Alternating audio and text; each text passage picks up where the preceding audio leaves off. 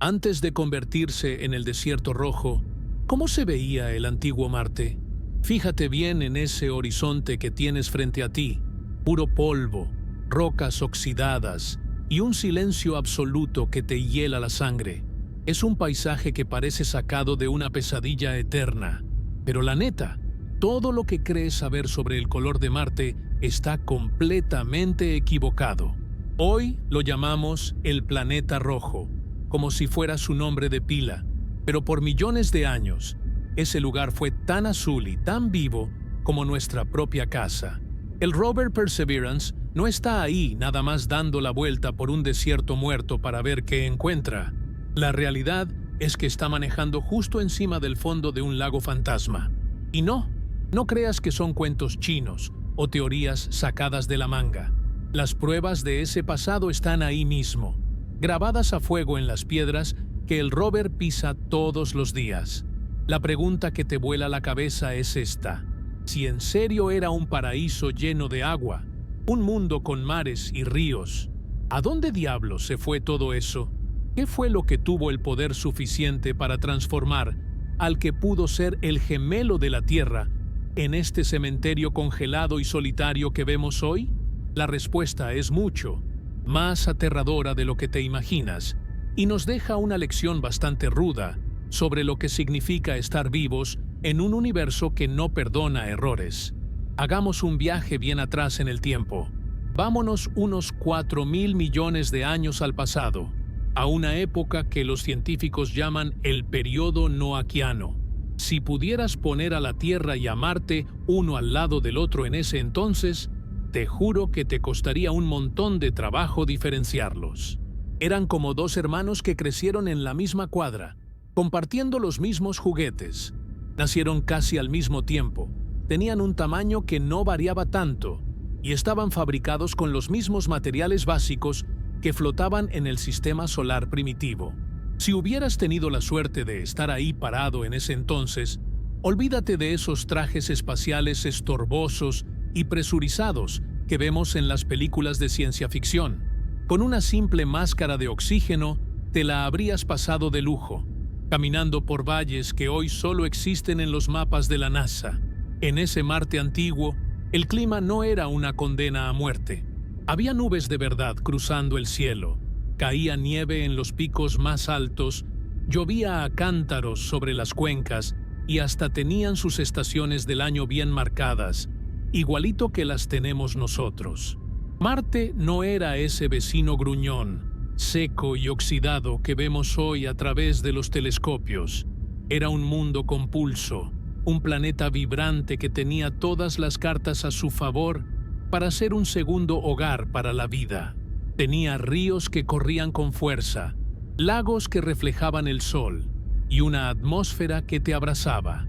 Era, en toda la extensión de la palabra, un mundo hermano que simplemente tomó un camino diferente y trágico. Para entender de verdad lo que pasó en Marte, no hace falta que seas un genio de la astrofísica con 3 doctorados bajo el brazo. Lo único que necesitas es aprender a leer lo que las piedras nos están gritando en la cara. Y es que, la neta, las rocas son los testigos más chismosos y honestos que tiene el universo. No saben mentir. Mientras que la atmósfera se puede esfumar y el agua se puede evaporar, la geología se queda ahí, grabada, aguantando vara por miles de millones de años, esperando a que alguien con la curiosidad suficiente se acerque a descifrar sus secretos. Por eso, cuando el rover Perseverance aterrizó en el cráter Jezero, no fue nada más porque el paisaje estuviera bonito para las fotos de Instagram de la NASA. Fuimos ahí porque ese lugar es básicamente la escena de un crimen climático que ocurrió hace una eternidad. Imagínate un tazón gigante de unos 45 kilómetros de ancho. Eso es Jezero. Pero no es un cráter cualquiera de esos que abundan en la Luna, todos secos y aburridos. Lo que hace que a los científicos se les mueva el piso es lo que hay en el borde occidental de ese cráter. Si pudieras verlo desde arriba, notarías una formación en forma de abanico que sobresale del terreno, algo que en geología llamamos un delta. Y aquí es donde la cosa se pone interesante, porque en la Tierra, los deltas no aparecen por arte de magia ni por el soplo del viento. Un delta es la firma inconfundible, la huella dactilar de un río que, durante muchísimo tiempo, estuvo acarreando sedimentos, lodo y arena, y que al llegar a un cuerpo de agua más grande, como un lago, soltó toda esa carga de golpe. Ese abanico de sedimentos en Jezero nos está diciendo, sin que quepa la menor duda, que ese cráter estuvo alguna vez hasta el tope de agua. No fue un charquito que duró un par de días, después de una tormenta aislada. Para formar una estructura de ese tamaño, con esas capas tan bien definidas que vemos en las imágenes de alta resolución, necesitaste un flujo constante, una corriente que tuviera la fuerza y la paciencia de trabajar el terreno por millones de años. Piensa en el río Nilo o en el Mississippi. Haz de cuenta que estás viendo exactamente lo mismo, pero en un mundo donde hoy no cae ni una gota de humedad. La evidencia es tan clara que hasta asusta. Cuando el Perseverance se acerca a las paredes de esos antiguos depósitos, lo que encuentra son estratos, capas sobre capas de historia. Es como si estuvieras hojeando un libro viejo donde cada página te cuenta un siglo diferente de la vida de Marte. Y lo que esas páginas dicen es que el agua corría con una libertad que hoy nos parece imposible. Pero si el delta es la prueba de que el agua llegaba hasta alguna parte, hay algo todavía más revelador que se encuentra tirado por todo el suelo del cráter: las piedras redondeadas. Seguro alguna vez has ido a un río aquí en la Tierra y te has fijado en las piedras del fondo. Son lisas, suavecitas al tacto, casi como si alguien las hubiera pulido a mano. Pues resulta que en Marte nos estamos encontrando exactamente lo mismo. Los geólogos las llaman conglomerados, que no es otra cosa que una mezcla de piedritas, arena y lodo que se cementó con el tiempo. Pero lo que realmente importa es la forma de esas piedras.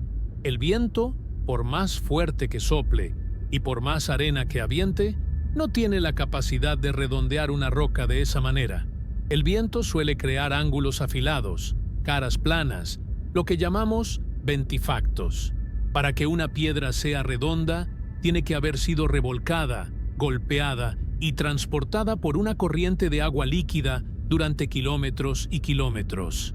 Es un proceso de desgaste que toma una cantidad de tiempo brutal. Ver esas piedras en Marte es como encontrar un paraguas mojado en medio de una habitación cerrada. No viste llover, pero sabes perfectamente que afuera hubo un tormentón. Esas rocas son el testimonio de que Marte tuvo ríos con corriente, ríos que hacían ruido, que erosionaban las montañas y que movían toneladas de material de un lado a otro. No estamos hablando de un evento catastrófico de un solo día, sino de un sistema hidrológico completo que funcionó durante eras geológicas enteras. La neta, cuando te pones a pensar en la escala de tiempo, te vuela la cabeza. Estamos hablando de que hace unos 3.700 millones de años, si te hubieras parado en la orilla de Jezero, habrías escuchado el chapoteo del agua contra las rocas. Habrías visto el lodo asentarse en el fondo y habrías sentido la humedad en el aire. Y no solo es el cráter Jezero. Marte está tapizado de estos valles de flujo. Hay lugares como Valles Marineris, que dejan al Gran Cañón del Colorado como si fuera una simple zanja de construcción. Son cicatrices profundas en la piel del planeta que solo pueden haber sido talladas por una fuerza hidráulica masiva. Los científicos han identificado minerales que solo se forman en presencia de agua, como las arcillas y los carbonatos. Estas arcillas son como pequeñas esponjas químicas que atrapan la historia del ambiente en el que nacieron. Y lo que nos dicen es que el agua en Marte no era ácida ni tóxica. Era agua con un pH bastante neutro, muy parecida a la que tenemos en nuestros lagos aquí en la Tierra. Es decir, era agua en la que, si hubieras estado ahí, podrías haber metido las manos sin miedo a que se te deshicieran. Pero lo que realmente deja a los investigadores con el ojo cuadrado es la persistencia de este ambiente. Durante mucho tiempo, se pensó que quizás Marte solo tuvo periodos muy cortos de calor, y que el agua solo fluía cuando algún meteorito gigante chocaba y derretía el hielo superficial. Pero las pruebas geológicas más recientes nos dicen que no, que la cosa fue mucho más estable. Los deltas de Jezero muestran secuencias de sedimentación que sugieren que el lago subía y bajaba de nivel de forma cíclica, tal vez siguiendo estaciones o ciclos climáticos de largo aliento. Eso implica una atmósfera lo suficientemente gruesa y estable como para mantener el agua en estado líquido sin que se evaporara de inmediato hacia el espacio. Es una bofetada de realidad que nos obliga a ver a Marte no como un objeto astronómico distante y muerto, sino como un mundo que alguna vez tuvo un metabolismo activo.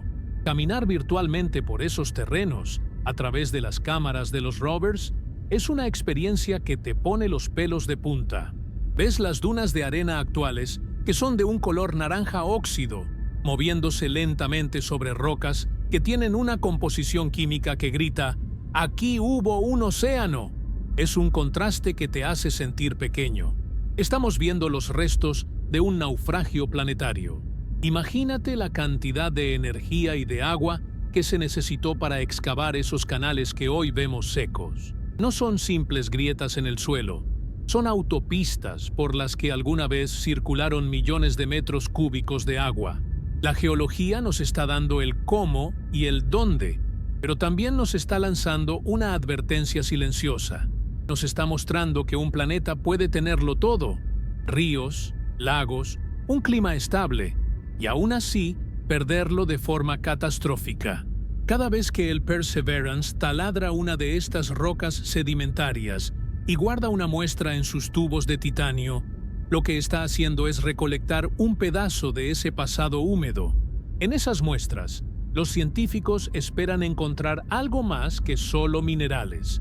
Buscan moléculas orgánicas, los ladrillos de la vida, que pudieron haber quedado atrapados en el lodo del delta hace miles de millones de años. Porque si el agua estuvo ahí el tiempo suficiente para redondear las piedras y formar deltas gigantescos, entonces la vida tuvo tiempo más que suficiente para asomar la nariz.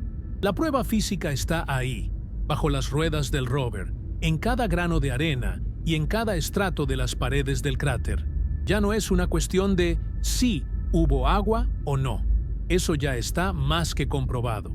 La verdadera chamba ahora es entender cómo un planeta que tenía todas las de ganar, que era el gemelo azul de la Tierra, terminó convirtiéndose en esta cáscara roja y polvorienta que nos quita el sueño.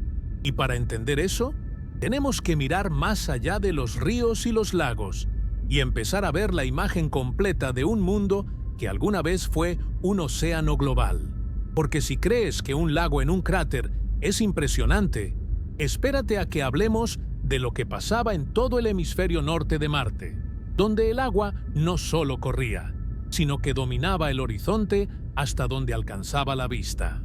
Si te quedaste pensando en que un lago dentro de un cráter ya era algo bastante impresionante, prepárate, porque lo que te voy a contar ahora cambia por completo la escala de lo que imaginamos cuando pensamos en el espacio.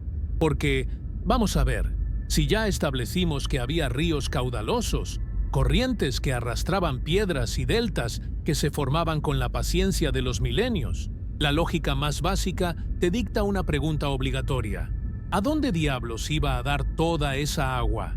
No se podía quedar ahí estancada en charquitos aislados por toda la eternidad.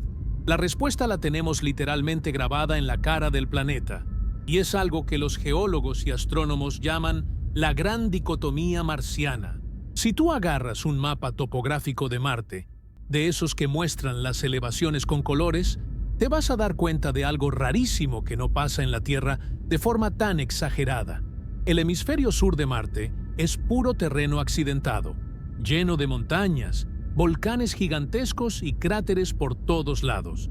Es como una zona de guerra geológica. Pero en cuanto cruzas hacia el hemisferio norte, la cosa cambia de un plumazo. El terreno se vuelve plano, liso y, lo más importante, se hunde a profundidades de varios kilómetros por debajo del nivel promedio. Es como si al planeta le hubieran rebanado una parte con un cuchillo gigante. Esa inmensa llanura del norte, que hoy conocemos como Bastitas Borealis, no es otra cosa que la cuenca vacía de lo que alguna vez fue el Oceanus Borealis. Estamos hablando de un océano colosal que cubría casi un tercio de la superficie total del planeta. Imagínate eso por un segundo. Mientras tú caminabas por las tierras altas del sur, si mirabas hacia el norte, lo que veías no era ese desierto infinito de color naranja que vemos hoy en las fotos de los satélites, sino un horizonte azul profundo, una masa de agua tan vasta que hacía que el océano Ártico de la Tierra pareciera una simple alberca inflable. La escala de este mundo acuático era simplemente brutal. Los cálculos más conservadores sugieren que este océano pudo haber tenido profundidades de hasta 1,5 kilómetros en algunas zonas. Había olas, había mareas influenciadas por las lunas de Marte, Phobos y Deimos, y había una brisa marina que cargaba el aire de humedad, algo que hoy nos parece un cuento de hadas, pero que en ese entonces era la realidad cotidiana de nuestro vecino. Pero, ¿cómo sabemos con tanta seguridad que ese océano estuvo ahí si no hay ni una gota de agua líquida a la vista? Pues resulta que el océano dejó sus marcas de marea por todo el planeta. Los científicos han identificado lo que parecen ser antiguas líneas de costa, franjas de terreno que corren paralelas y que muestran signos de erosión por oleaje. Es como cuando vas a la playa y ves la marca que deja la marea alta en la arena. Bueno, Marte tiene esas mismas marcas, pero a una escala planetaria y petrificadas por el tiempo. Pero la prueba más loca, la que de verdad te deja con la boca abierta, no son solo las orillas quietas, sino los eventos catastróficos que ocurrieron en ese océano. Porque, neta, el Marte antiguo no era precisamente un lugar tranquilo para irse de vacaciones. En aquella época, el sistema solar era como una galería de tiro, con meteoritos y asteroides chocando por todos lados. Y cuando uno de esos pedruscos gigantes venía del espacio y se estrellaba directo contra el Oceanus Borealis, la que se armaba era de proporciones apocalípticas. Estamos hablando de megatsunamis. Y no me refiero a las olas que vemos en las películas de desastres que inundan una ciudad. Hablo de paredes de agua de más de 120 metros de altura. Imagínate un edificio de 40 pisos hecho de agua pura, viajando a velocidades increíbles hacia la costa. Cuando esos meteoritos impactaban el océano marciano, la energía liberada era tan bestial que el agua salía disparada hacia las tierras altas, con una furia que no podemos ni empezar a comprender. Y lo más increíble es que tenemos las pruebas de esos tsunamis frente a nuestras narices. En las regiones de Arabia Terra y Chryse Planitia, los satélites han detectado unos depósitos de sedimentos muy raros que los geólogos llaman lóbulos. Son como lenguas de tierra y escombros que fluyeron cuesta arriba, desafiando la gravedad por la pura inercia del golpe. Estas formaciones solo se explican si una masa de agua gigantesca arrastró todo a su paso, piedras, lodo y arena, y luego, al retirarse, dejó esos escombros acomodados de una forma muy específica. Se han identificado al menos 2 grandes eventos de tsunamis masivos, separados por millones de años, lo que nos confirma que ese océano no fue algo pasajero, sino una característica permanente del paisaje marciano durante muchísimo tiempo. Tener un océano de ese tamaño cambia por completo el juego del clima. En la Tierra, nuestros océanos son los que regulan la temperatura, los que generan las lluvias y los que permiten que la vida florezca. En Marte pasaba exactamente lo mismo. Ese Oceanus Borealis era el motor térmico del planeta.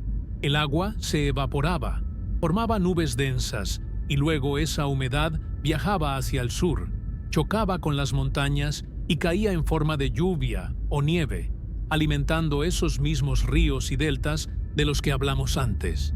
Era un ciclo del agua perfecto, un sistema cerrado que funcionaba de maravilla. Si hubieras podido volar sobre Marte en ese entonces, habrías visto un mundo lleno de contrastes. El blanco de los glaciares en las montañas del sur, el verde o café de las llanuras costeras y el azul infinito del norte. La atmósfera no era ese velo delgado y casi inexistente que tiene hoy, donde si te quitas el casco te hierves y te congelas al mismo tiempo. No, en ese entonces la presión atmosférica era lo suficientemente alta como para que el agua no se evaporara al instante. Era un aire espeso, cargado de vapor, que seguramente le daba al cielo un tono gris azulado, muy parecido al que vemos en un día nublado aquí en la Tierra. Lo que es verdaderamente triste y a la vez fascinante es pensar en la soledad de ese océano. Mientras en la Tierra la vida ya estaba empezando a hacer de las suyas en las chimeneas hidrotérmicas del fondo del mar, en Marte teníamos un escenario casi idéntico. Teníamos los mismos ingredientes: agua líquida, minerales, energía volcánica y un océano que conectaba todo el planeta. Es casi imposible no hacerse la pregunta: ¿había algo nadando en esas aguas? No me refiero a monstruos marinos ni nada por el estilo, sino a microorganismos, bacterias, formas de vida primordiales que aprovechaban la estabilidad de ese enorme cuerpo de agua para evolucionar. El Oceanus Borealis era, potencialmente, el caldo de cultivo más grande del sistema solar fuera de nuestro propio planeta. La inmensidad de esa masa de agua nos da una perspectiva diferente sobre Marte. Ya no es el planeta pequeño o el hermano menor de la Tierra. Era un mundo con una personalidad propia, un planeta oceánico que tenía todo para ser un éxito biológico. Sin embargo, hay un misterio que todavía trae de cabeza a los científicos. Si Marte es mucho más pequeño que la Tierra y está más lejos del Sol, ¿cómo es que no se congelaba todo ese océano? Porque, según nuestros modelos, el Sol en ese entonces era un 30% más débil de lo que es hoy. Marte debería haber sido una bola de hielo, un mundo blanco y muerto. Pero las pruebas geológicas, los tsunamis, las líneas de costa, los deltas, nos dicen a gritos que el agua era líquida y que se movía con mucha energía. Esto nos lleva a pensar que ese océano no estaba solo. Necesitaba un cómplice, algo que atrapara el calor y no lo dejara escapar, algo que funcionara como una cobija térmica para proteger a ese gigante azul del frío del espacio. Y ese cómplice no era otro que la atmósfera, una atmósfera tan poderosa y tan cargada de gases de efecto invernadero que lograba lo imposible: mantener un paraíso tropical, o al menos templado, en un lugar donde hoy solo hay muerte y polvo.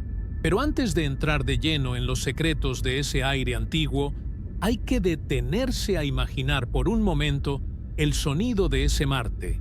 A veces nos perdemos en los datos, en los kilómetros cuadrados y en los depósitos de sedimentos, y se nos olvida la experiencia sensorial. Ese Marte azul no era silencioso. El Oceanus Borealis habría tenido el rugido constante de las olas rompiendo en las costas del hemisferio norte.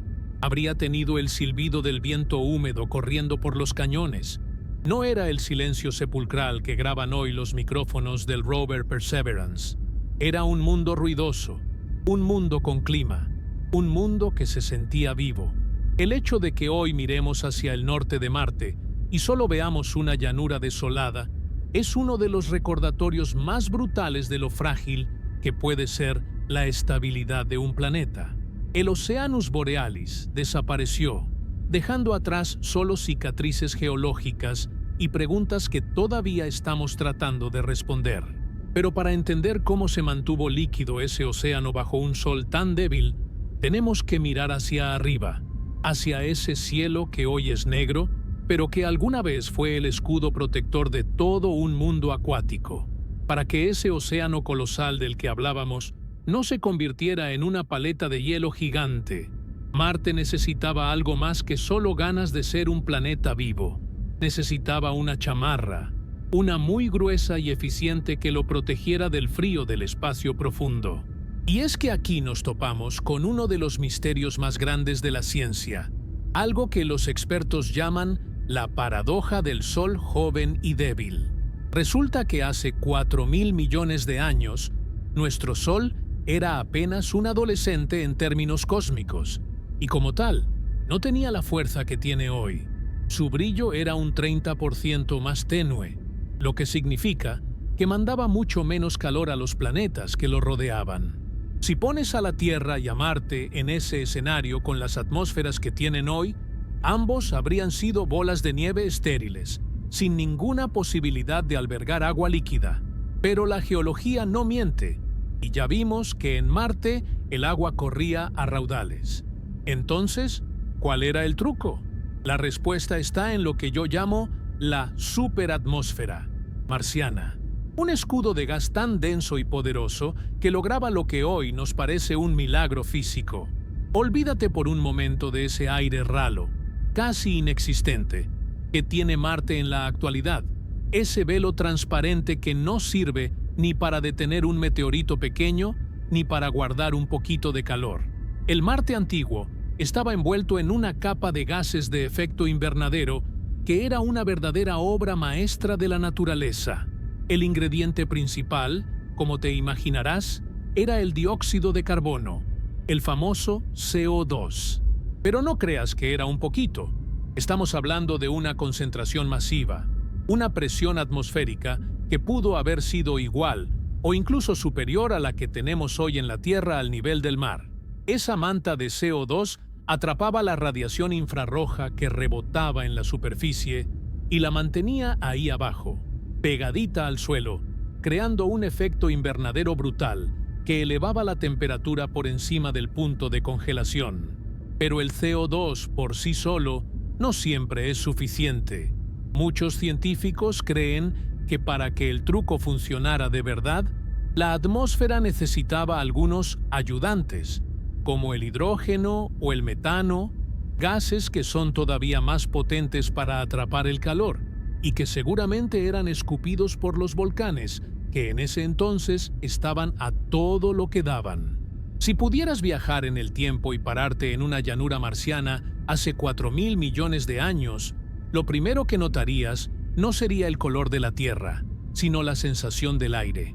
No sentirías ese vacío que te succiona la vida, sino una presión real sobre tu piel, una atmósfera que se siente pesada, que tiene cuerpo. Y el cielo era otra historia completamente distinta. Hoy, si ves fotos de Marte, el cielo tiene ese tono rosado o color mantequilla debido al polvo fino que flota en el aire. Pero en el Marte antiguo, con tanta agua y tanta densidad, el cielo no era rojo ni negro. Era de un gris azulado denso, un color profundo que cambiaba según la hora del día. Durante las mañanas, podrías ver neblinas espesas levantándose de los valles y por las tardes, nubes gigantescas, cargadas de vapor de agua que se amontonaban en el horizonte como montañas de algodón oscuro. No eran esas nubes ralas de cristales de hielo que vemos hoy. Eran nubes de tormenta de verdad, de esas que anuncian que se va a caer el cielo. Lo más fascinante de este clima era la formación de nubes de hielo de dióxido de carbono en las capas altas de la atmósfera. Suena raro, ¿no? Pero estas nubes, en lugar de enfriar el planeta, actuaban como un espejo térmico. Dejaban pasar la luz del sol hacia abajo, pero bloqueaban el calor que intentaba escapar hacia el espacio, rebotándolo de vuelta a la superficie. Era un sistema de calefacción planetaria de doble capa. Gracias a esto, aunque el Sol fuera débil, Marte podía mantener temperaturas lo suficientemente agradables como para que existieran lagos templados y ríos que no se congelaban ni en las noches más largas. Imagínate el olor de ese aire. No sería el aire puro que conocemos, sino algo cargado de azufre por la actividad volcánica constante, mezclado con el olor metálico del polvo y la frescura de la humedad de los océanos. Era un aire que se podía sentir al respirar, una mezcla densa que permitía que el sonido viajara con fuerza, no como el silencio amortiguado de ahora. Toda esta maquinaria atmosférica no apareció de la nada. El Marte joven era un lugar de una actividad geológica frenética. En regiones como Tarsis, donde hoy vemos los volcanes más grandes del sistema solar, la Tierra estaba literalmente abierta. escupiendo cantidades industriales de gas y lava.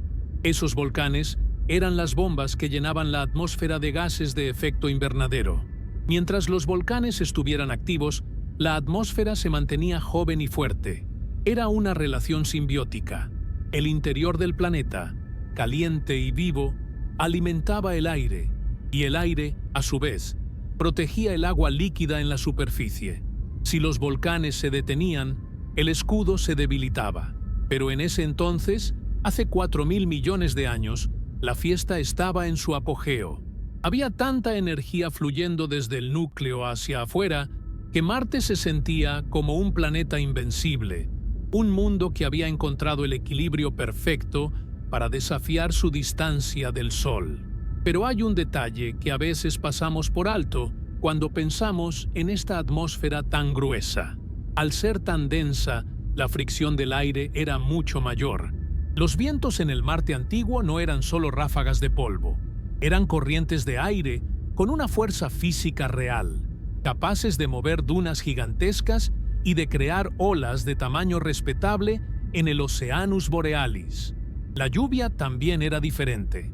Debido a la gravedad más baja de Marte, que es solo un 38% de la de la Tierra, las gotas de agua caían más lento, casi como en cámara lenta, pero eran gotas grandes, pesadas, que golpeaban las rocas con un ritmo constante. Era un mundo de una dinámica climática que hoy solo podemos soñar. Había huracanes marcianos que se alimentaban del calor del Océano del Norte y que viajaban hacia las tierras altas del sur, descargando tormentas eléctricas que iluminaban el cielo gris con rayos de colores extraños debido a la composición química del aire.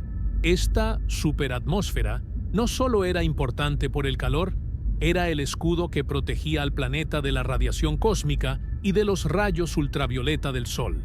Hoy, la superficie de Marte está esterilizada por la radiación.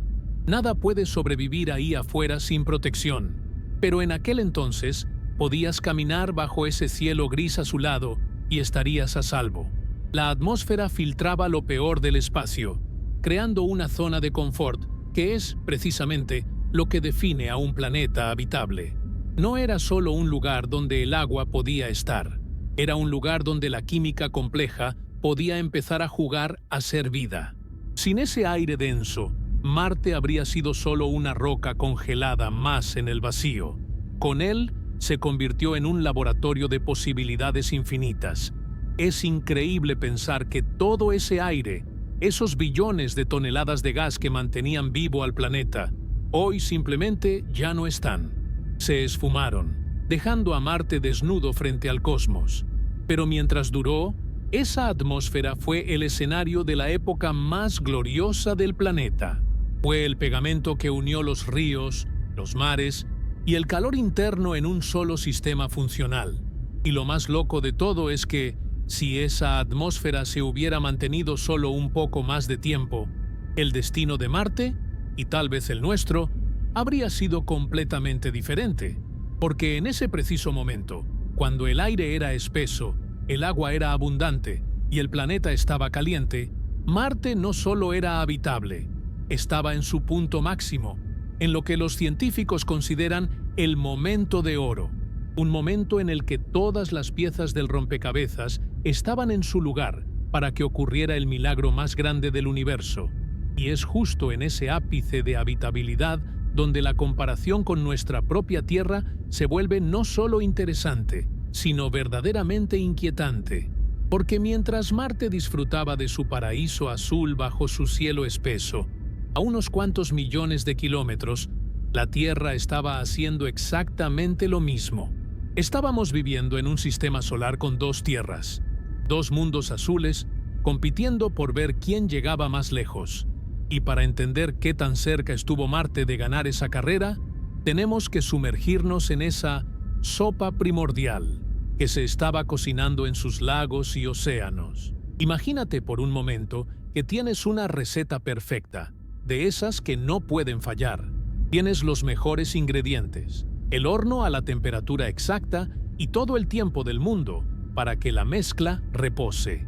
Eso es precisamente lo que estaba pasando en Marte hace unos 3.800 millones de años. Estamos llegando al punto más emocionante de esta historia, a lo que los científicos llaman el ápice de habitabilidad. Es ese momento crucial donde todas las piezas del rompecabezas encajaron a la perfección. Ya no estamos hablando solo de un planeta con agua o con una atmósfera gruesa. Estamos hablando de un mundo que, en términos biológicos, tenía las puertas abiertas de par en par.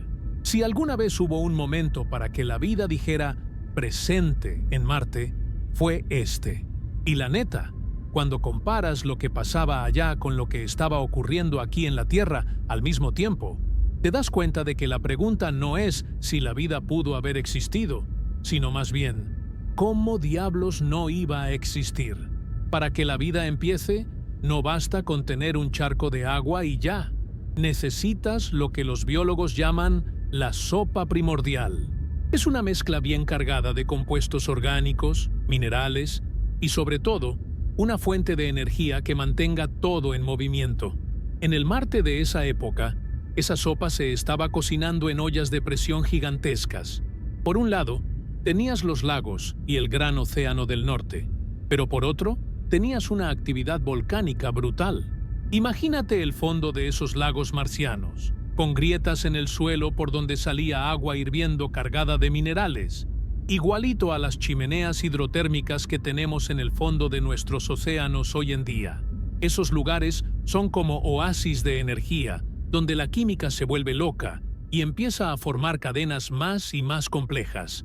En la Tierra, creemos que ahí fue donde empezó todo, en esa oscuridad caliente y llena de químicos.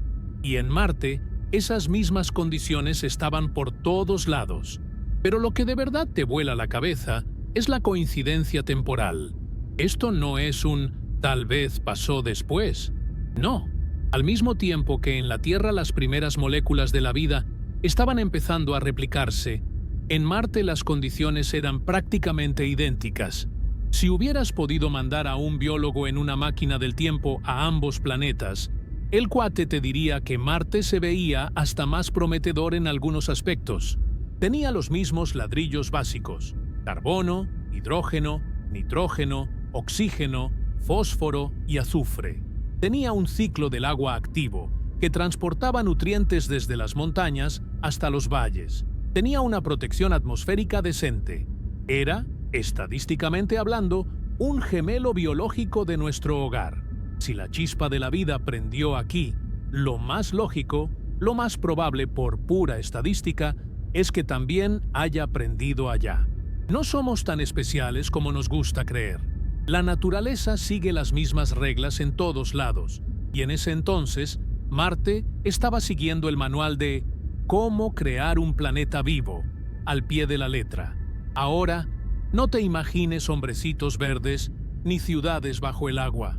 Si hubo vida en Marte, lo más seguro es que fuera microscópica, pero no por eso es menos impresionante. Estamos hablando de microbios marcianos, de bacterias que aprendieron a comer minerales y a usar el calor del planeta para sobrevivir. Imagínate las orillas del cráter Jezero, de ese delta del que hablamos antes. En lugar de ser solo lodo muerto, esas capas de sedimento podrían haber estado cubiertas por tapetes de microbios, colonias enteras de organismos que aprovechaban la luz del sol que filtraba la atmósfera grisácea. Esos microbios habrían sido los verdaderos dueños del planeta. Y lo más increíble es que, a diferencia de la Tierra, donde la tectónica de placas recicla el suelo y borra las pruebas, en Marte ese suelo se quedó ahí, quietecito, congelado en el tiempo. Por eso estamos tan obsesionados con mandar rovers a escarbar en esas piedras, porque las pruebas de esos primeros marcianos podrían estar ahí, esperando a que las miremos por un microscopio. La comparación con la Tierra es inevitable y hasta un poco dolorosa. Imagina a dos corredores en una pista de atletismo. Ambos arrancan con la misma fuerza, tienen el mismo entrenamiento y los mismos tenis de marca. Durante los primeros 1000 metros van hombro con hombro. Esa era la relación entre la Tierra y Marte. Estábamos en una carrera por la vida. En la Tierra, esos microbios eventualmente evolucionaron, cambiaron la atmósfera, crearon el oxígeno y permitieron que hoy tú y yo estemos aquí platicando de esto. Pero en Marte, algo se rompió. El corredor marciano, que iba tan bien y que tenía todo para ganar, de repente sufrió un calambre fatal. Pero antes de que eso pasara, hubo millones y millones de años de estabilidad, tiempo suficiente para que la vida no solo apareciera, sino que se diversificara y se estableciera en cada rincón húmedo del planeta. Piensa en la escala de lo que esto significa. Si logramos confirmar que hubo vida en Marte, aunque hayan sido solo bacterias hace eones, eso cambia absolutamente todo lo que sabemos sobre nuestro lugar en el universo.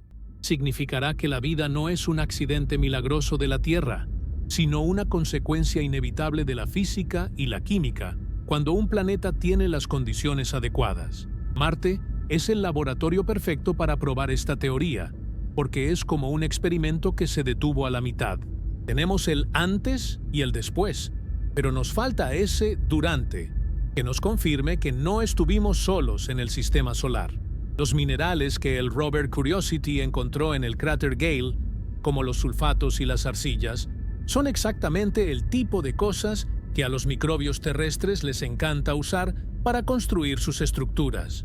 No son solo piedras, son posibles fósiles químicos. La neta, es una sensación muy rara mirar las fotos de Marte hoy. Ese lugar tan seco que parece que nunca ha conocido la vida, y tener que aceptar que lo más probable es que estemos viendo un cadáver que en su momento fue joven, fuerte y lleno de potencial. El momento de oro de Marte fue una era de esplendor biológico potencial que duró cientos de millones de años. Eso es mucho más tiempo del que los humanos llevamos existiendo como especie. Hubo tiempo de sobra para que los mares marcianos se llenaran de vida microscópica, para que los ríos transportaran esporas y para que el planeta desarrollara su propia biosfera, única y diferente a la nuestra. Pero aquí es donde la historia se pone color de hormiga, porque justo cuando todo estaba listo, cuando la vida seguramente ya se sentía cómoda en su paraíso azul, el destino decidió jugarle una broma pesada a Marte. Y no fue un meteorito, ni una explosión volcánica, ni nada que viniera de afuera. El enemigo estaba en casa, escondido en lo más profundo del planeta. Todo ese sistema perfecto, toda esa sopa primordial y ese cielo protector dependían de una sola cosa, un motor invisible que mantenía el escudo arriba, y ese motor estaba empezando a fallar. Sin que la vida en la superficie se diera cuenta, el corazón de Marte se estaba enfriando, y ese enfriamiento iba a desencadenar una serie de eventos tan violentos y tan definitivos que ni todo el océano del norte, ni toda la atmósfera de CO2 iban a poder detener. Estamos a punto de entrar en la parte más oscura de este relato, el momento en que el paraíso fue asesinado. Y créeme, el culpable de este crimen planetario no dejó rastro, pero sus efectos los podemos ver hoy cada vez que miramos ese punto rojo y seco en el cielo nocturno. Fue el fin de la era azul y el comienzo de una agonía que transformaría a un mundo vivo en un desierto de óxido. Todo ese paraíso del que hemos estado platicando, con sus océanos profundos, sus ríos ruidosos y su aire espeso, dependía de un hilo invisible que casi nadie toma en cuenta. Porque, la neta, puedes tener toda el agua del mundo y la atmósfera más fregonas, pero si no tienes protección, estás frito. Y a Marte se le acabó la protección de la forma más trágica posible. Para entender este asesinato magnético, como me gusta decirle, tenemos que dejar de mirar las nubes y los valles por un momento y echarnos un clavado mental hacia lo más profundo del planeta, directo al mero centro, al núcleo. Ahí es donde se estaba cocinando el destino de Marte. Y la mala noticia es que a ese motor se le acabó la pila mucho antes de lo esperado. Verás, los planetas como la Tierra y el Marte antiguo funcionan un poco como un carro con un alternador. En el centro del planeta hay una bola gigante de metal fundido, principalmente hierro y níquel. Debido al calor extremo que quedó atrapado desde que el planeta se formó, ese metal líquido se mueve, crea corrientes de convección, como si fuera una sopa hirviendo en una olla. Como el planeta también está girando sobre su propio eje, ese movimiento del metal líquido genera lo que los científicos llaman un dínamo. Ese dínamo es el que crea un campo magnético global, una especie de escudo de fuerza invisible que rodea a todo el planeta.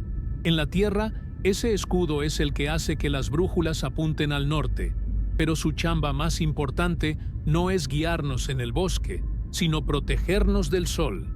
Bueno, pues en Marte, ese escudo era igual de fuerte que el nuestro, hasta que dejó de serlo. El problema de Marte es, básicamente, su tamaño. Marte es un planeta chiquito, tiene apenas la mitad del diámetro de la Tierra, y en el espacio, el tamaño sí importa, sobre todo cuando se trata de guardar el calor. Imagínate que sacas del horno una papa gigante y una canica de metal bien caliente. ¿Cuál crees que se va a enfriar primero? Pues la canica, obvio. Marte, al ser más pequeño, no pudo retener su calor interno por tanto tiempo como la Tierra. Hace unos 4.000 millones de años, el núcleo de Marte empezó a enfriarse a una velocidad alarmante. El metal líquido se empezó a quedar quieto, a solidificarse, y las corrientes de convección se detuvieron. Y en el momento en que ese movimiento paró, el dínamo se apagó. Fue como si alguien hubiera bajado el interruptor de la luz de todo un planeta. De un día para otro, en términos geológicos, Marte perdió su campo magnético. Se quedó encuerado, sin escudo, justo frente al bravucón más grande del barrio, el Sol. Aquí es donde entra el villano de nuestra historia. El Sol no es solo esa bola de luz bonita que nos da calorcito. Es una bestia que está escupiendo fuego y radiación todo el tiempo.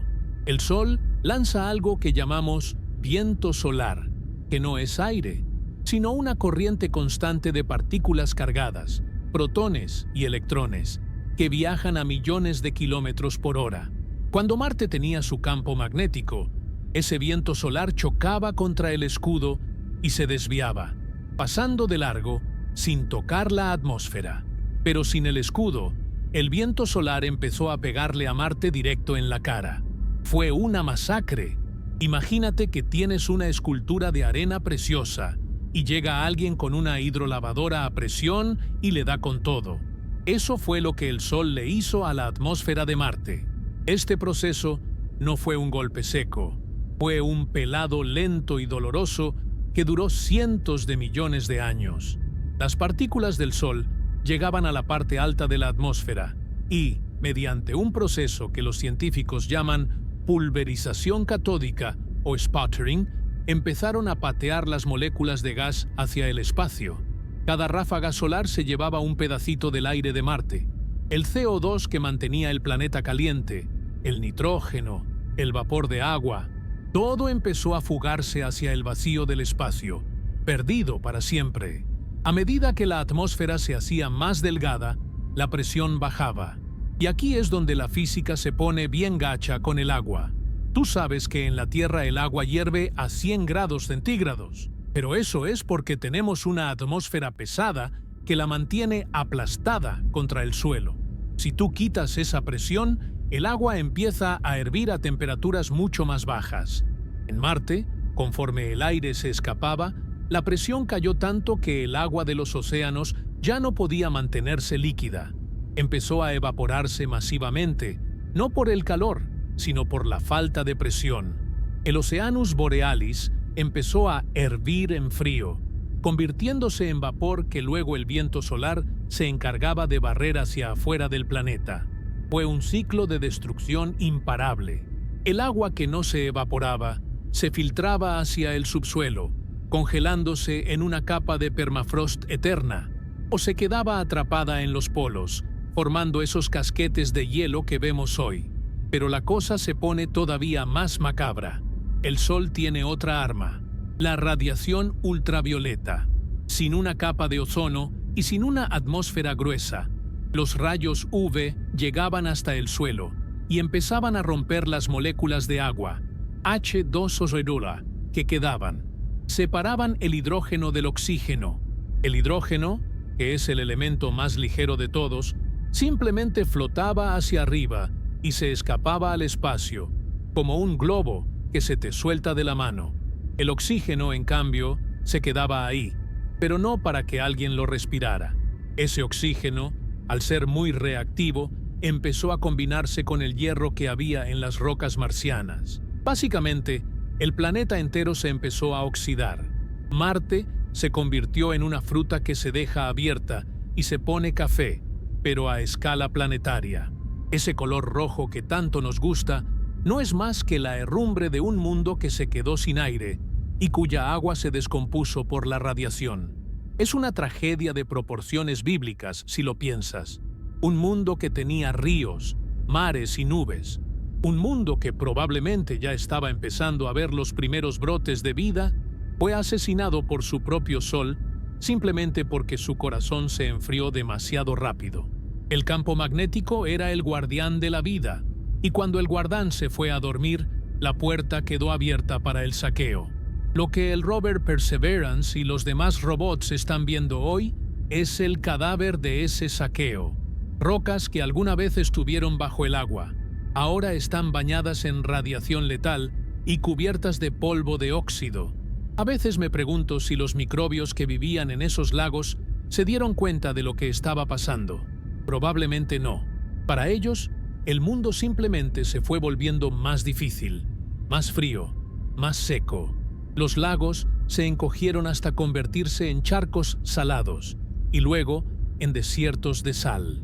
El cielo azul se fue volviendo cada vez más pálido hasta quedar en ese negro eterno que se ve desde la superficie de Marte hoy. Fue una extinción lenta, una agonía que duró eones, pero el resultado final fue el mismo: el silencio total. Marte pasó de ser el hermano gemelo de la Tierra a ser una advertencia flotante en el espacio. Nos enseña que la habitabilidad no es un regalo eterno. Es un equilibrio delicado que depende de que el corazón del planeta siga latiendo. Hoy en día, misiones como MAVEN de la NASA están ahí arriba, orbitando Marte, y todavía pueden ver cómo el planeta sigue perdiendo lo poquito que le queda de atmósfera.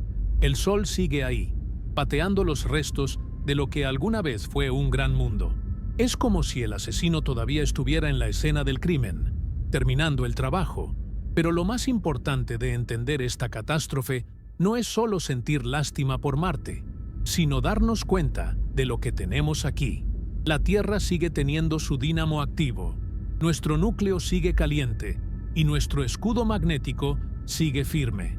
Estamos vivos porque nuestro planeta todavía tiene pulso. Marte, en cambio, es la prueba de lo que pasa cuando ese pulso se detiene. Y aunque el panorama se vea muy gacho, lo que quedó después de la tormenta, ese legado rojo y oxidado, tiene una última historia que contarnos. Porque a pesar de toda la destrucción, Marte no se llevó todos sus secretos a la tumba. Hay algo en ese color rojo, algo en esa ferrugem planetaria, que nos da la clave final de por qué el destino de Marte fue tan diferente al nuestro y qué es lo que realmente estamos viendo cuando levantamos la vista al cielo nocturno. Entonces, después de todo ese desmadre cósmico, después de que los mares se hirvieron y el aire se escapó al espacio como un suspiro, ¿qué fue lo que quedó? Lo que quedó es lo que vemos hoy cada vez que asomamos la nariz al cielo nocturno y buscamos ese puntito anaranjado que brilla con una fijeza casi amenazante. Lo que quedó es el legado rojo. Pero aquí es donde la neta se pone bien interesante, porque ese color que tanto nos fascina, ese tono que le dio nombre al planeta y que ha inspirado a poetas, locos y directores de cine, no es una señal de gloria, para nada. El color rojo de Marte es, en realidad, el color de la muerte química. Es la herrumbre de un mundo que se desangró hace eones. Cuando decimos que Marte es el planeta rojo, lo que estamos diciendo, sin darnos cuenta, es que estamos viendo un cadáver planetario que se oxidó bajo el Sol. Para entender por qué Marte acabó así, hay que hablar de química, pero de la química ruda, de la que no perdona.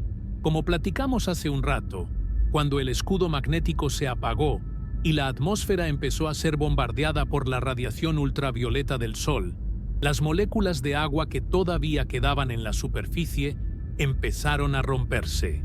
El hidrógeno, que es bien ligero y no tiene nada que lo detenga, se largó al espacio para nunca volver, pero el oxígeno se quedó ahí, atrapado en la superficie. Y el oxígeno es un elemento muy agresivo. Siempre está buscando con quién pelearse, con quién reaccionar. En un planeta lleno de hierro, como lo es Marte, porque Marte tiene mucho más hierro en su corteza que la Tierra, ese oxígeno encontró el compañero perfecto para su baile destructivo. El oxígeno empezó a atacar el hierro de las rocas y del suelo, creando lo que los químicos llaman óxido de hierro. Sí, básicamente lo mismo que le pasa a una bicicleta vieja que dejas afuera bajo la lluvia. Se oxida. Marte es, literalmente, una bola de hierro oxidado que flota en el vacío. Ese polvo rojo que vemos en las fotos de los rovers, ese polvo que se mete en todos lados y que causa tormentas globales que pueden tapar el sol por meses, es en realidad un recordatorio de lo que se perdió. Cada grano de arena roja es un trozo de roca que alguna vez estuvo bajo un río azul o un océano profundo, y que después de que el agua se fue, reaccionó con el aire que quedaba hasta quedar convertido en polvo. Es un legado de destrucción. Lo que antes eran valles fértiles y cuencas llenas de vida potencial, hoy son solo depósitos de hematita y magnetita. Por eso, cuando el rover Perseverance o el Curiosity escarban un poquito el suelo, a veces encuentran que justo debajo de esa capa roja, el suelo es de un color grisáceo o azulado. Eso es porque la oxidación es superficial. Marte tiene una piel de óxido, una máscara de muerte que cubre su verdadero rostro, el de un planeta que alguna vez fue muy parecido al nuestro. Pero el legado rojo no solo se trata del color, se trata de lo que ese color representa para nosotros, los habitantes de la Tierra. Marte es una advertencia, una lección de humildad que el universo nos puso ahí cerquita para que no se nos olvide lo frágil que es un planeta. A veces pensamos que la Tierra es invencible, que los océanos siempre van a estar ahí, que el aire siempre va a ser respirable y que el campo magnético es eterno, pero Marte nos dice que no. Nos muestra que un planeta puede tenerlo todo: agua, calor, atmósfera, geología activa, y perderlo de un plumazo si las condiciones internas cambian. Marte es el espejo de lo que podría pasar si las cosas salen mal. Es un recordatorio de que estamos viviendo en un equilibrio bien delicado, en una burbuja de jabón que flota en un espacio que es, por definición, hostil y violento. Mirar a Marte hoy es como visitar una ciudad antigua que fue abandonada después de una guerra. Ves las calles, ves los edificios, ves los canales, pero ya no hay nadie, no hay ruido.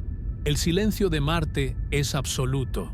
Las únicas que se mueven son las tormentas de polvo, esos diablos de polvo, o Dust Devils, que bailan sobre las llanuras oxidadas como si fueran los fantasmas de los antiguos ríos. Esos tornados de arena son lo único que le queda de clima a un mundo que alguna vez tuvo huracanes y lluvias torrenciales. Es una imagen poderosa y a la vez bien triste. Todo ese potencial, toda esa sopa primordial que se estaba cocinando, se quedó en nada. O bueno, se quedó en este desierto rojo que hoy tratamos de entender con robots y telescopios. Y ahí es donde entramos nosotros. Nuestra obsesión con Marte no es solo por curiosidad científica de saber de qué están hechas las piedras. Es algo más profundo, algo casi espiritual. Queremos saber si estuvimos solos en el sistema solar cuando todo esto empezaba. Queremos saber si la vida es una regla o una excepción. Porque si encontramos, aunque sea un microbio fósil en medio de toda esa oxidación, entonces sabremos que el universo está lleno de vida, aunque sea una vida que a veces pierde la batalla contra el tiempo y la física. El legado rojo es una invitación a explorar, a no darnos por vencidos, a seguir rascando la superficie de ese cadáver planetario para encontrar la chispa que alguna vez lo hizo brillar de azul. Marte es un aviso del cuán frágil un planeta puede ser. Es la prueba de que el destino de un mundo no está escrito en piedra, sino que depende de una maquinaria interna que no podemos controlar. Da escalofríos pensar que hace 4.000 millones de años, un observador externo que llegara a nuestro sistema solar no sabría cuál de los dos planetas iba a ser el ganador. La Tierra y Marte se veían igual de prometedores. Pero hoy, uno es un jardín lleno de gente, música y océanos, y el otro es un cementerio de óxido que flota en el silencio. Esa diferencia, ese abismo que hay entre el azul de nuestra casa y el rojo de Marte, es lo que hace que la astronomía sea tan importante. Nos da perspectiva, nos enseña a valorar este pequeño punto azul pálido en el que vivimos, porque ya vimos lo que pasa cuando el escudo cae y el sol decide cobrarse la factura. La próxima vez que mires ese punto rojo en el cielo, ya no lo vas a ver igual. Ya no va a ser solo un planeta más. Vas a estar mirando un océano que murió. Vas a estar viendo el resultado de un asesinato magnético que ocurrió hace eones. Vas a estar viendo la herrumbre de un mundo que pudo ser nuestro gemelo, pero que se quedó en el camino. Marte es la historia de lo que fue y de lo que ya no puede ser. Es un monumento a la fragilidad de la vida en el cosmos. Y mientras seguimos mandando máquinas a explorar sus valles secos y sus cráteres oxidados, lo que realmente estamos haciendo es tratar de entender nuestro propio futuro a través de las ruinas de su pasado. Si te apasiona este rollo de la astronomía sin filtros, de entender los planetas no como bolas de roca aburridas, sino como mundos con historias épicas y trágicas, entonces este es tu lugar. Aquí desmenuzamos el universo tal como es, con toda su belleza y toda su crueldad. No te quedes fuera de la conversación y suscríbete al canal para que sigamos explorando juntos estos misterios que nos quedan grandes, pero que nos mueren por resolver. Porque entender Marte es, en última instancia, entendernos a nosotros mismos y el milagro que significa que todavía estemos aquí, respirando bajo un cielo azul, en un planeta que todavía tiene el corazón caliente. El desierto rojo nos está hablando, y es hora de que pongamos atención a lo que tiene que decirnos antes de que el tiempo borre las últimas huellas de lo que alguna vez fue el antiguo y azul Marte. Así que aquí estamos, al final del camino, mirando de frente a esa bola de óxido que flota en la inmensidad del vacío. Después de haber recorrido miles de millones de años, de haber visto nacer mares y morir atmósferas, la neta es que uno no puede evitar sentir un nudo en la garganta al darse cuenta de lo que realmente estamos viendo cuando miramos a Marte. No es solo un planeta vecino, no es nada más un objetivo para los billonarios que quieren mandar cohetes al espacio. Es, en toda la extensión de la palabra, un espejo de nuestro propio destino potencial. Pero para cerrar este capítulo, tenemos que entender bien la última pieza del rompecabezas, esa que explica por qué, a pesar de toda la tragedia, Marte se quedó con ese color tan característico que nos quita el sueño. Porque, fíjate bien, ese rojo no es una decoración, no es un tinte natural que el planeta traía de fábrica. El rojo es la marca de una herida que nunca cerró.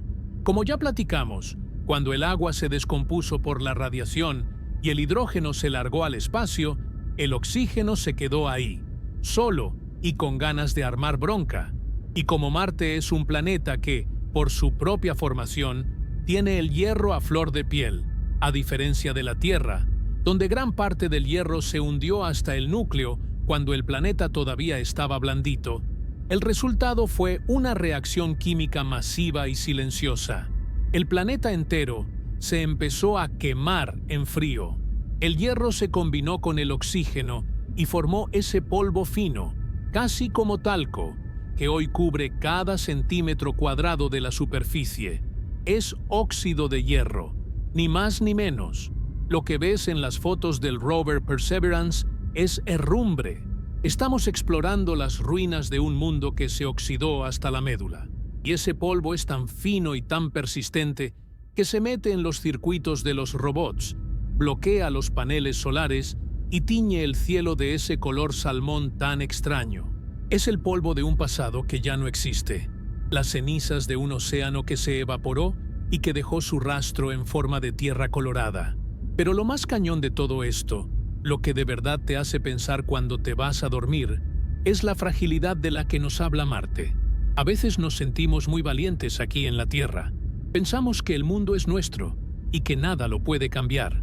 Pero Marte es el recordatorio más rudo de que un planeta es un sistema vivo. Y como todo sistema vivo, puede morir. Si el motor interno se apaga, si el corazón de metal fundido deja de latir, el escudo se cae. Y si el escudo se cae, no importa cuántos océanos tengas o cuánta vida hayas logrado crear, el Sol se lo va a llevar todo. Marte es un aviso del universo, una señal de advertencia que dice: cuida lo que tienes, porque la estabilidad es un lujo, no un derecho. Estamos vivos de puro milagro, porque nuestro campo magnético sigue firme y porque nuestra atmósfera es lo suficientemente gruesa para aguantar los golpes del clima espacial. Marte no tuvo esa suerte, o más bien, no tuvo el tamaño suficiente para aguantar el ritmo. Hoy, cuando mandamos a estos robots tan sofisticados a rascar la Tierra Roja, no lo hacemos solo por curiosidad científica aburrida. Lo hacemos porque estamos buscando a nuestros antepasados cósmicos. Queremos saber si en esa sopa primordial que se cocinó en Jezero o en el Oceanus Borealis hubo alguien más.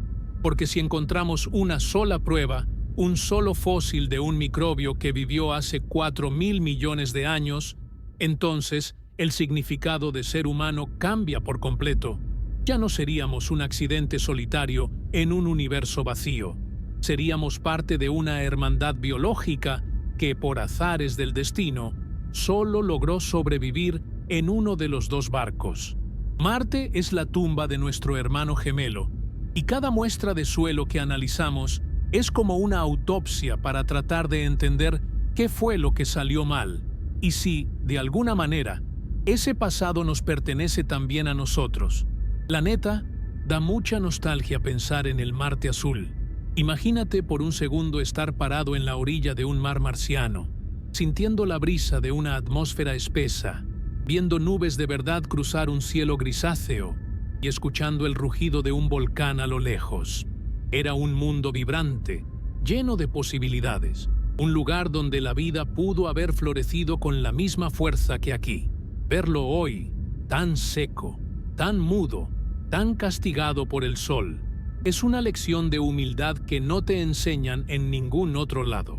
El rojo es el color de un cadáver planetario, sí, pero también es el color de la resistencia. Ahí están las rocas, aguantando vara, guardando los secretos de los ríos y de los tsunamis, esperando a que nosotros tengamos la tecnología y la madurez suficiente para ir a recogerlos. Marte nos enseña que el tiempo es el escultor más cruel de todos. En 4.000 millones de años, transformó un paraíso acuático en un desierto de pesadilla, pero también nos enseña que nada se pierde por completo. Los restos del agua siguen ahí, escondidos en el hielo de los polos o atrapados en los minerales de las rocas. El legado del antiguo Marte vive en cada duna de arena roja y en cada cañón profundo que alguna vez fue un río caudaloso. Es un planeta que se niega a ser olvidado, que nos sigue llamando con ese brillo anaranjado en el cielo, retándonos a entender su historia para que no repitamos sus errores. Es un espejo que nos muestra lo que fuimos, lo que pudimos ser y lo que, si no tenemos cuidado, podríamos llegar a ser. Por eso, la próxima vez que levantes la vista y veas ese puntito rojo allá arriba, No pienses solo en un desierto aburrido. Piensa en el océano que murió. Piensa en el cielo azul que se desvaneció y en el campo magnético que nos dejó desprotegidos. Recuerda que estás viendo un mundo que alguna vez fue tan real y tan vivo como el jardín de tu casa. Marte es la prueba de que el universo no tiene favoritos. Simplemente tiene leyes físicas que se cumplen sin importar quién esté viviendo en la superficie. Es una historia de gloria y de tragedia, de un inicio prometedor y de un final solitario. Pero sobre todo, es una historia que todavía no termina de escribirse, porque mientras nosotros sigamos mirando hacia allá, Marte seguirá vivo en nuestra imaginación y en nuestra búsqueda de respuestas. Si te late este tipo de astronomía, la que no solo te da datos y cifras, sino que te cuenta la historia épica de los mundos que nos rodean, entonces ya sabes qué hacer. No te quedes como un simple espectador de la tragedia marciana. Únete a esta comunidad de exploradores de sillón. Suscríbete al canal y dale a la campana para que no se te pase ni un solo viaje por el cosmos. Aquí hablamos de las cosas como son, sin filtros, directo al grano y con la pasión de quien sabe que vive en un planeta que es un milagro andante. Comparte este video con ese compa que siempre dice que Marte es solo una piedra roja, para que sepa de una vez por todas que está viendo el naufragio más grande de la historia del sistema solar. Gracias por acompañarme en este recorrido desde las olas gigantes del norte hasta el polvo oxidado de hoy. El universo es un lugar enorme y a veces asusta, pero entenderlo nos hace un poquito más dueños de nuestro propio destino. Marte ya nos dio su aviso. Ahora nos toca a nosotros ver qué hacemos con esa información, mientras seguimos disfrutando de nuestro hermoso y por ahora muy azul hogar. Nos vemos en la próxima exploración, donde seguiremos rascando la superficie de la realidad para ver qué otros secretos nos tiene guardados el espacio profundo. Cuídense mucho y sigan mirando hacia arriba, que ahí es donde está la verdadera acción.